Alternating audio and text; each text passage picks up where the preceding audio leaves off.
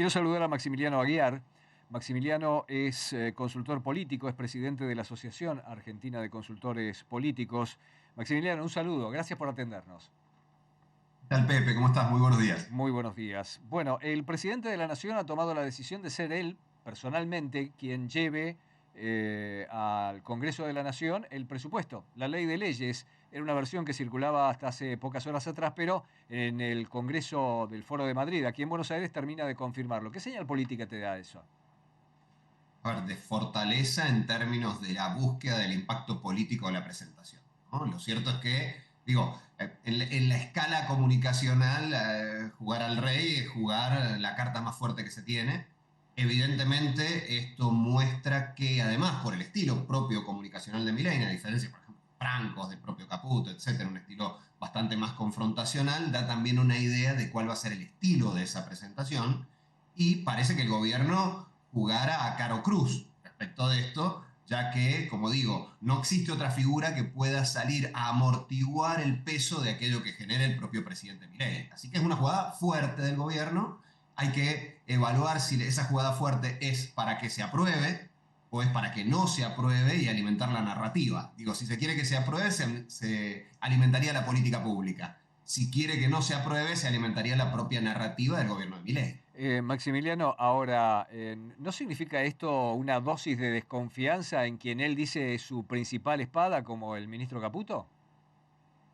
Bueno, no parece en principio tenerla en términos de otros indicadores, ¿no? El punto es que como digo, jugar a Caputo sería jugar una carta de primera línea en términos económicos, pero de segunda línea en términos institucionales.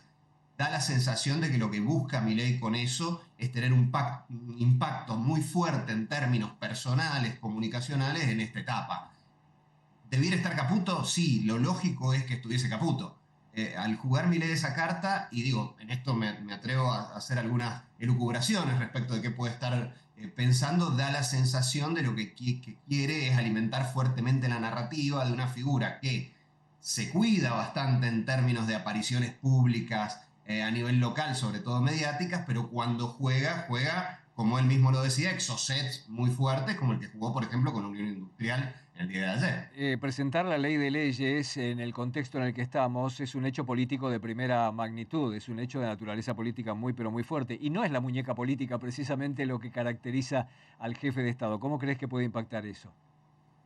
Sí, a ver, hay una posibilidad que es que el gobierno no, que el legislativo no apruebe el presupuesto. Si el legislativo no aprueba el presupuesto, paradójicamente el gobierno tiene bastante libertad para el manejo de fondos porque se estaría manejando con el presupuesto de hace 2 años. Ese podría ser una jugada, ¿no? Decir, bueno, voy a que esto no funcione y me sirve, por un lado, para tener un mayor nivel de juego con los números, digamos, y por otro lado también me sirve para alimentar esta narrativa de que la casta está del otro lado y que son los que me impiden gobernar, los que me impiden hacer todo lo que hay que hacer. Me da la sensación de que podría ir un poco por ahí este asunto. Ahora, ¿qué sucede si el Congreso hace lo que ya ha hecho en algunas otras ocasiones? Lo cual dejaría en principio a Milei del lado de los buenos en su narrativa y al Congreso del lado de los malos. Lo que podría suceder es que el Congreso suele ser bastante más eficiente en esto cuando enmaraña esta cuestión y es menos evidente que hay una diferencia sustancial con el gobierno. En un contexto difícil me da la sensación de que Milei lo que busca es o lo aprueban, gano porque tengo, digamos, tengo el presupuesto que quiero, o no lo aprueban y no pierdo o gano un poco porque puedo seguir diciendo eficientemente lo que vengo diciendo a ustedes y que en alguna medida también explica o pretende tapar algunas inconsistencias en términos del propio armado libertario, del armado libertario en términos de gestión pública, pero sobre todo en términos legislativos, donde ha tenido una enorme cantidad de problemas en esta etapa que podrían quedar tapados ante una situación como esta. Quiero sumar a mi compañero Agustín Massa también a esta conversación. Agustín, por favor. ¿Qué tal? Buen día, Maximiliano. Te quiero consultar respecto a la figura del superávit fiscal y lo importante que es. Digo, el gobierno lo utiliza mucho, más allá de este acompañamiento de que vaya Milei al Congreso. Digo, también está la figura del superávit fiscal. ¿Cómo impacta eso en la visión política de la sociedad o en la visión de la sociedad sobre el gobierno? ¿Es algo importante? ¿Es algo que se toma dimensión sobre lo que implica? Enormemente en tanto y en cuanto se reconfigura cómo baja la inflación. Bien, el punto único de venta de este gobierno en toda esta primera etapa ha sido la baja de la inflación. La gran bandera, digamos, donde puede decir, vieron, cumplimos. Y en ese contexto, el superávit fiscal es la otra cara de esa moneda, según el propio planteamiento de Milei, que dice que el déficit fiscal es el responsable de todos los problemas de la Argentina. Con lo cual, si uno sale a la calle y pregunta, y lo hacemos, respecto del superávit fiscal, es un tema que no está públicamente muy instalado. Ahora, cuando entra dentro del armado narrativo del control de la inflación y de la baja de la inflación, empieza a ser bastante más eficiente para el gobierno de Milei. Y hay que decir una cosa adicional.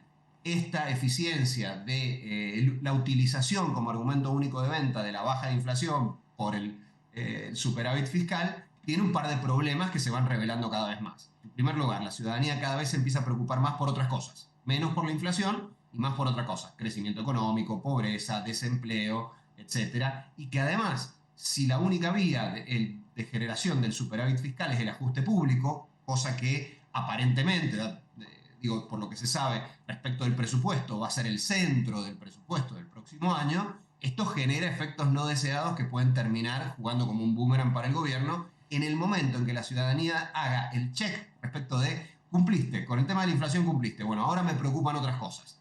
En el momento en que termine de darse ese traspaso, el gobierno de Milei va a necesitar un refresh en términos de su narrativa que le permita llegar a las elecciones de 2025 con la suficiente fortaleza para mejorar el principal problema inicial que tuvo el gobierno de Milei, que es la debilidad institucional por tener bancadas tan pequeñas en el Congreso. Lo mencionaste hace un ratito, no me pasó desapercibido, el marco general político, especialmente en el terreno de la Libertad Avanza, en el que se va a hacer esta presentación, en donde va a ir directamente el presidente de la Nación y en donde tiene la tropa un poquito desordenada, un poquito bastante.